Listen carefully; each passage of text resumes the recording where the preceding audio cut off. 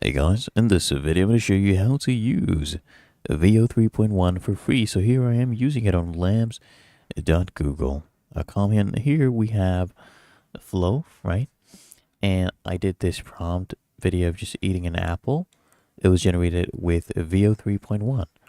And the way you go about it, okay, you get free credits typically when you go ahead and use labs.google.com. You can come to the top right. You can click on your profile icon.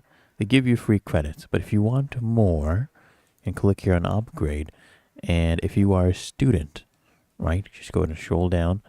If you're a university student, you get Google AI Pro at no cost at all for 1 whole year, which includes Veo 3.1 for a whole year for free. Otherwise, you can just come here, log in with your different Google accounts, get free credits.